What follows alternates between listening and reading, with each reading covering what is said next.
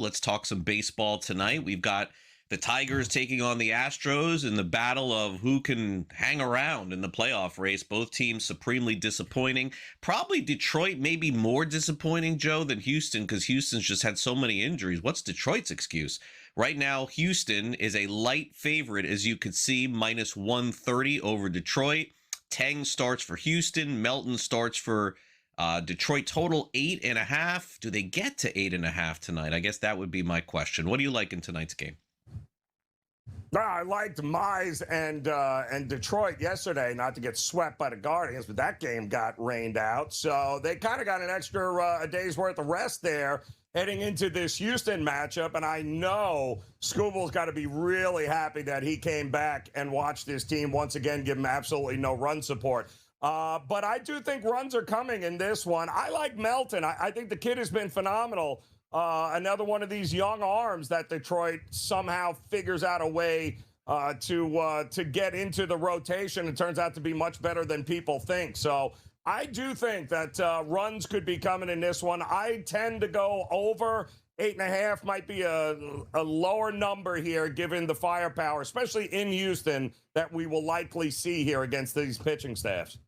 One of the best series of the week occurs when the Dodgers take on the Rays. In fact, the pitching matchups for the next 2 days are fantastic if Shohei Ohtani ends up pitching, which we're still not positive that he will. We're sort of getting indication that he will, but I with him, it's all up in the air. I'm not going to try to make a prediction if this guy plays or not, including tonight, and I guess that could move the line too, Joe. Nick Martinez starts for Tampa Bay, and Eric Lauer starts for LA. And this is about as low as a home favorite that you're going to see LA at minus 168, maybe partially because of Ohtani's uncertainty, also with Lauer on the mound tonight. What do you think?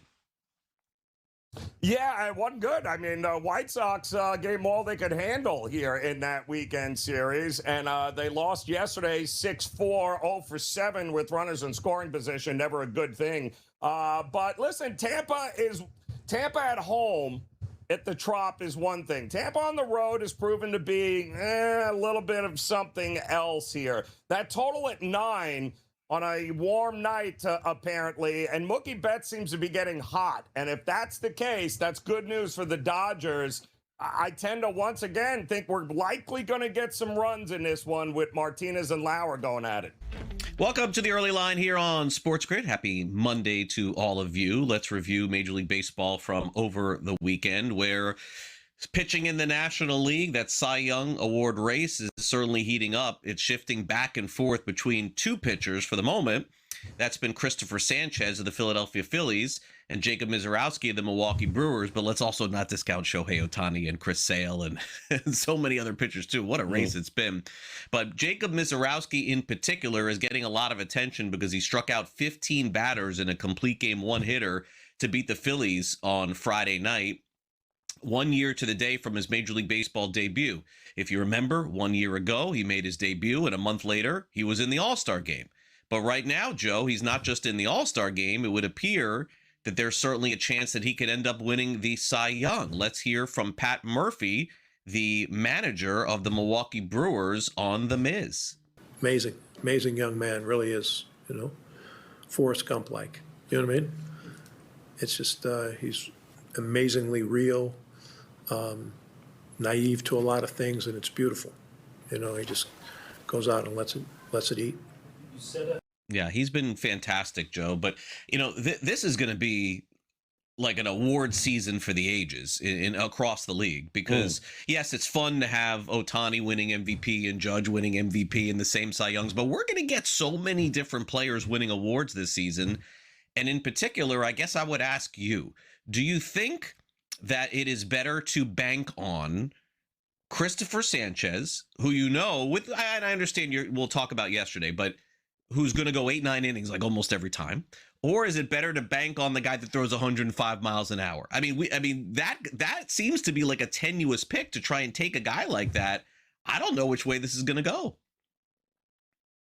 Well, he's just two totally different pitchers, right? Two totally different styles. Miz, the way Schwarber, Trey Turner, and Bryce Harper struck out to start that game, their faces alone going up against 104 105-mile-an-hour fastballs, and then he's throwing these off-speed pitches, which was just, it was laughable. He reminds me of kind of a throwback. It feels like the old Nolan Ryan days, right? If they can keep this kid healthy, I don't think anybody's in his class. The problem, though, and you notice, Greg, that's a big if. A guy that throws, a half dozen, 6 to 8 100-plus mile-an-hour fastballs every game it's going to be worth keeping an eye on. If they can keep him healthy, I think it's his award. But Sanchez is a guy, like you said. Yesterday was the first time we haven't seen him in how long not go at least 7 innings. So two totally different types of pitchers, but health is going to play a big role into how far Miz can go. Definitely so. Meanwhile, the New York Yankees place another player on the injured list. This time it's Trent Grisham, who was really doing well recently and starting to sort of turn his season around. So now, of course, they'll be without Grisham and without Aaron Judge. But the other story that's percolating in baseball, Joe, which I don't understand, so you're going to have to enlighten me. Aaron Boone stands by his decision on Aroldis Chapman not pitching in the 2022 postseason. Okay, I get it. Aroldis Chapman is sort of indicating that he wouldn't want to go back and play for the Yankees without an apology. I get that too. But why is this a story, Joe? The Red Sox are not trading Aroldis Chapman to the Yankees. The Red Sox are not helping the Yankees in a postseason push. Why is this story even coming out? These two teams don't make trades. Maybe a minor league player once every 5 years, but why is this a story? I have no idea. Chapman, folks, he's not going to the Yankees. No one on the Red Sox is going to the Yankees in July. It's not happening. This was what, Craig? 4 years ago, like 2012. What's going on here? Why is this?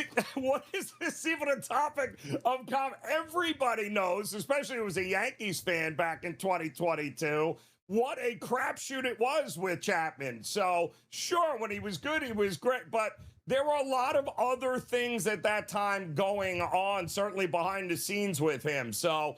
Yeah, no, I mean, to continue to bring this up, I guess it's better than having to answer questions if you're Booney about where are we with Aaron Judge? Like, what's the doctor do? So maybe it's refreshing not to have to answer those same stupid questions about who the doctor is and what Aaron Judge is doing. So I guess maybe there's a reprieve there for him. But I'm with you. Never going to be a reunion. Not this year, not next year, not the year after. I don't even know why we're talking about it. Yeah, I mean, more chance of a reunion maybe as a free agent than a trade. I mean, come on. This just doesn't happen in sports. I mean, it's like the Giants trading to the Dodgers at the deadline. These things don't happen. The division rivals don't help each other. Giancarlo Stanton had a setback in his recovery from a left calf strain. He's been out since the end of April. The Yankees sounds like they're going to slow play this and maybe just try to get him back. And he was great, by the way, in the postseason. So I think that's all they're going to be looking for from him. Get him back in DH, get him back in September. Meanwhile, the Braves, Joe, have lost Spencer Strider yet again. And this has to be one of those situations that you kind of feel like you can't count on the player. And that's really sad to say, but it's been 2 of the last 3 years where Strider basically has not been able to pitch. Braves have once again had to go through a ton of injuries this season, including Drake Baldwin, who's getting ready to come back. But, Joe, I do suppose if you're Alex Anthopoulos and you're the president of the Braves at this point, it's a horrible injury. But don't you kind of feel good about the Braves going out and just getting somebody? I mean, they have one of the best records in baseball. I don't know that you can replace this player specifically, but the Braves are not going to sit on their hands. They'll get somebody else. Yeah, no, and it's unfortunate, too, but you're talking about a guy here now. The velocity dip from about 96 to 88 was a good indicator that there might be something wrong. But this is a guy now that's had Tommy John surgery. It's had issues with that elbow prior. So it's not a good situation. I mean, they had hoped he'd come back, and he had flashed some signs of maybe getting back to where he was early on, but it's gotten progressively worse, and it's unfortunate. But I hope nothing. I hope maybe just some rest and let him go and do his thing, and maybe we see him again. But I have my doubts, but I don't doubt that the Braves will go out and find somebody else to be able to replace him in that rotation. Meanwhile, an irreplaceable player, one of the most important players to any baseball franchise, is going to be the amount of importance that José Ramírez means to the Cleveland Guardians, because this is not a player, Joe, that you can replace, and the Guardians are certainly not going to be able to do it. These hamate bone injuries are not ones that you recover from quickly, and when you do, you don't come back with the same power. Cleveland is one of the favorites to get to the postseason, and I still think they probably can get there. But they're going to have to really just hang on to the rope here for a bit, because losing him is like any other player. You're moving from a team, you probably replace him. You can't with this guy. Yeah, which is one of the big reasons why I loved Detroit yesterday with Mize on the mound, because the Guardians are having a hard time hitting as it is. Now you've lost your power bat. You've lost the one guy in that lineup that really was a catalyst for all of it. And yeah, so they're not the Yankees, right? You can't lose a guy like Aaron Judge and still expect to win games. And that's kind of the equivalent to them. Ramirez is huge for that team, and they're going to have to grin and bear it for a little while. Hopefully they get him back sooner rather than later. Sometimes I read a headline and I want to laugh here. Okay, so Bo Bichette is expected to opt out of his final 2 years, according to the USA Today. We have not even hit July. We have not even hit August. We have not played September. Bo Bichette, Joe, could hit a home run every day for the next 20 days and won't opt out. So please, give me a break. Like, let's play the end of the season, Joe, can we? Before we get to these sort of decisions? I mean, we're literally not in August or even September yet. But it's underdog. I mean, it's got it, right? I mean, who knows better than... Is this the onion dog or something? Is this the onion? Yeah, exactly. Come on. Stop. Got 3 months left in the season. The kid can hit a home run every day for the next week. Exactly.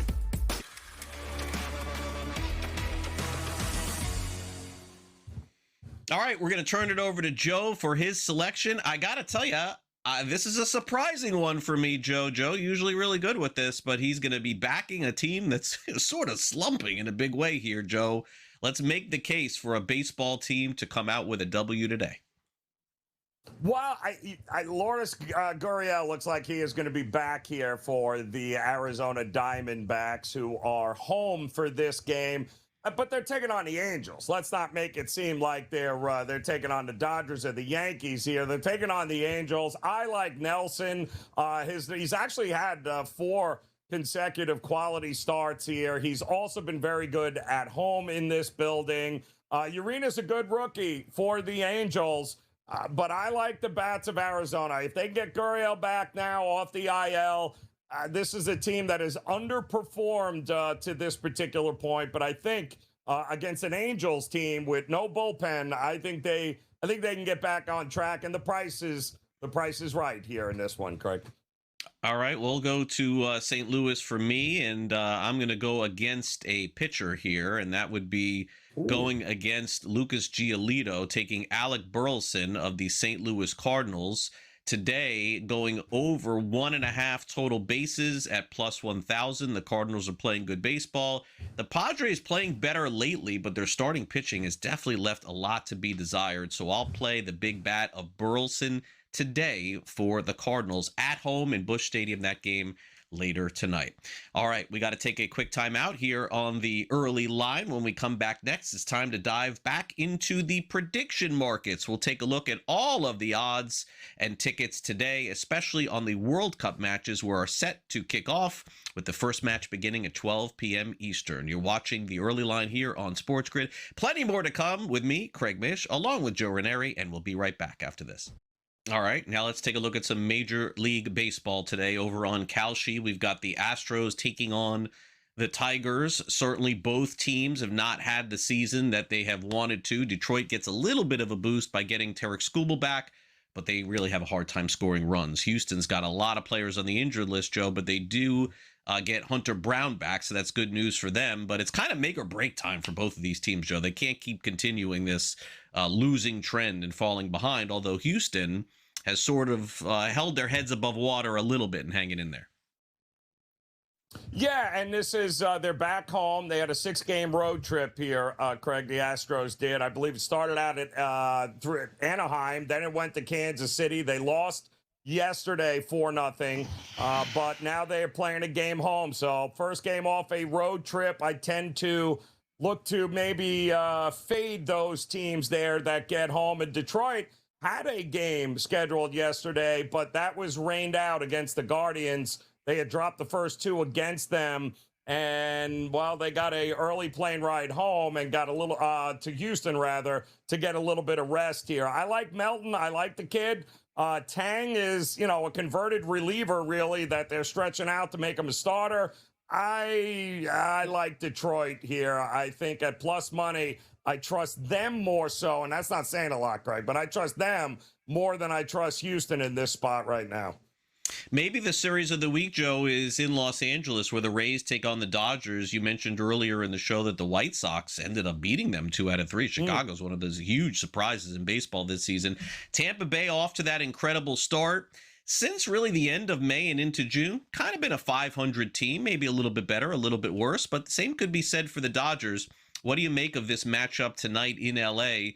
Generally, you're not going to get this kind of percentage on LA in any game. You're seeing 41% basically for both. I could certainly see, or 41% for the Rays, 59% for the Dodgers. Certainly, it could be even more for LA. They're generally minus 200 on the betting lines every time that they play.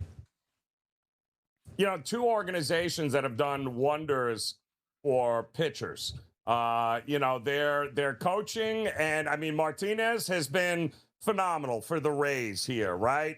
Coming off one of his worst seasons ever, and now he goes to the Rays, and all of a sudden now he's a legit starter. And Lauer was kicked to the curb. He couldn't pitch in Toronto. It was hilariously bad. He comes to the Dodgers, and look at this. All of a sudden now he's a mid-rotation guy and very capable. So, yeah, I tend to think, though, temperatures are going to be warm. I believe winds set to be blowing out here at Chez Ravine tonight. Feels like runs against these 2 pitchers might be coming against these 2 bats. But, I mean, only, 4 games separate them in the win column here, Craig? Did you have Tampa and the Dodgers almost on the same level? I certainly didn't on the bingo card at this point.